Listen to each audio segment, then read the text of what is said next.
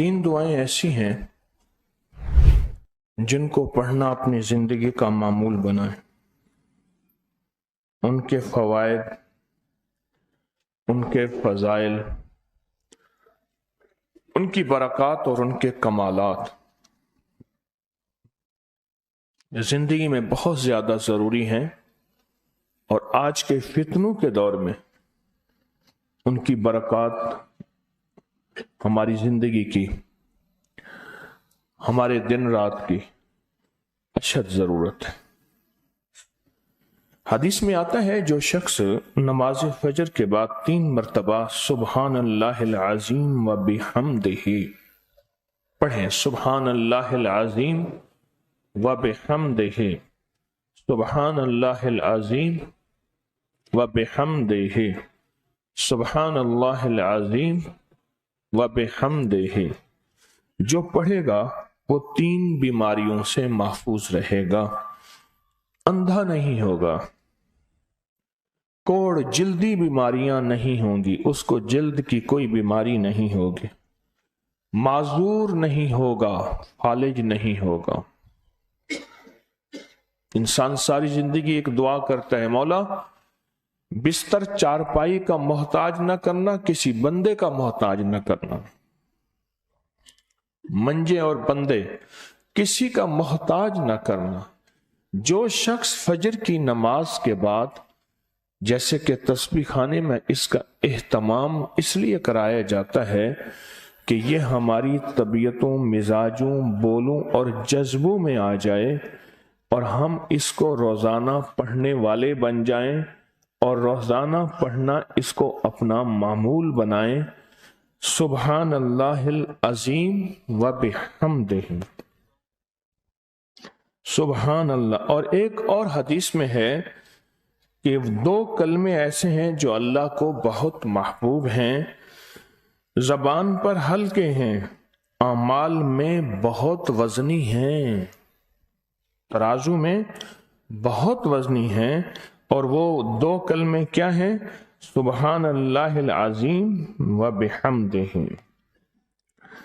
اور آقا کا فرمان ہے، جس نے کہا سبحان اللہ العظیم و بحمدہ، اس کے لیے جنت میں کھجور کا ایک درخت لگ گیا.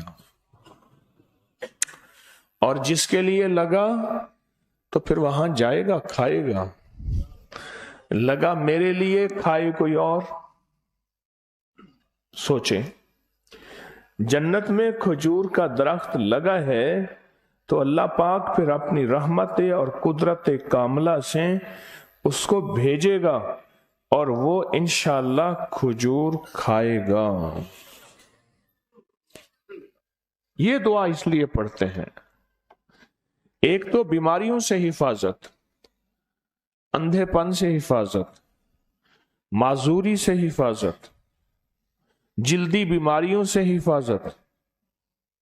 ایک تو اس لیے پڑھتے ہیں، اور ایک اس لیے پڑھتے ہیں کہ اس کے ایک دفعہ پڑھنے سے جنت میں اللہ کھجور کا ایک درخت لگا دیتے.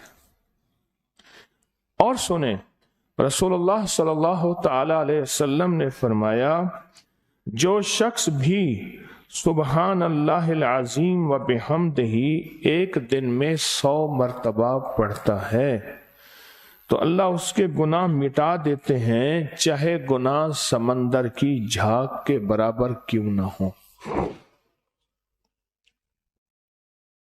ایک تسبیح جو شخص پڑھتا ہے. رسول اللہ صلی اللہ تعالی علیہ وسلم ایک مرتبہ صحابہ سے فرمایا، آپ نے فرمایا کہ سبحان اللہ العظیم و بحمدہ 100 مرتبہ پڑھو. جس نے 1 مرتبہ پڑھا اس کے لیے 10 نیکیاں لکھی جائیں گی، جس نے 10 مرتبہ پڑھا اس کے لیے 100 نیکیاں لکھی جائیں گی، اور جس نے 100 مرتبہ پڑھا اس کے لیے 1000 نیکیاں لکھی جائیں گی.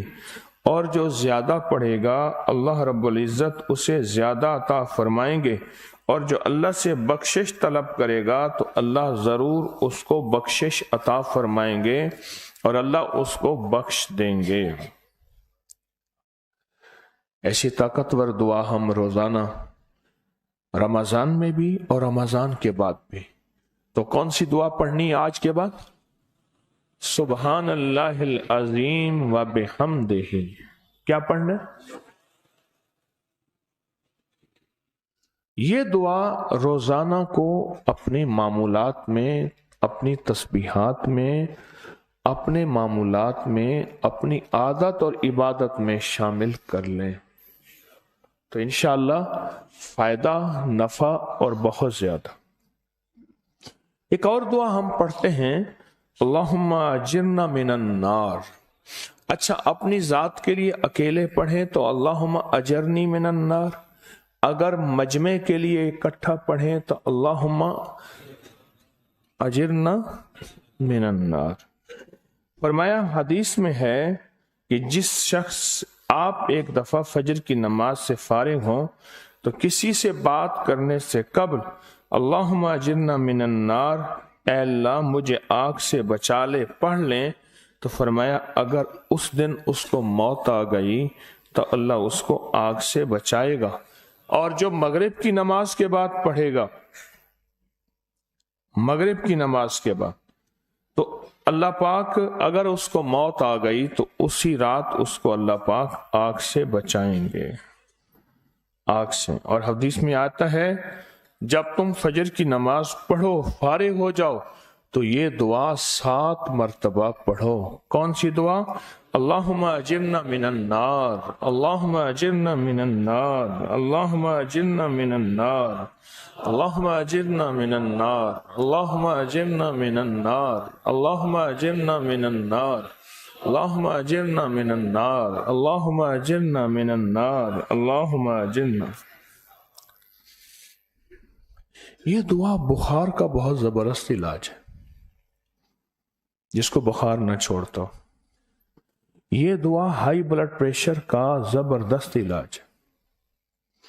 یہ دعا غصے کا علاج ہے. یہ دعا جس کے اندر وسوسے بہت زیادہ آتے ہوں، منفی وسوسے بہت زیادہ آتے ہوں، جو نیکی سے ہٹاتے ہوں، اس کا علاج ہے. اللہم اجرنا من النار. یہ بہت طاقتور علاج ہے. جس کا بلڈ پریشر ہائی رہتا ہو، جو بہت زیادہ ہر وقت غصے میں رہتا ہو، جس کا جسم بہت گرم رہتا ہو. جیسے رات ایک صاحب کہنے لگے کہ مجھے گرمی میں سے خوف آتا ہے، سردی میں مجھے راحت ملتی ہے. اس کے لیے بہت فائدہ مند ہے. بیماریوں کے لیے بہت فائدہ مند ہے. غصہ زیادہ آتا ہو اس کے لیے بہت بہت فائدہ مند ہے.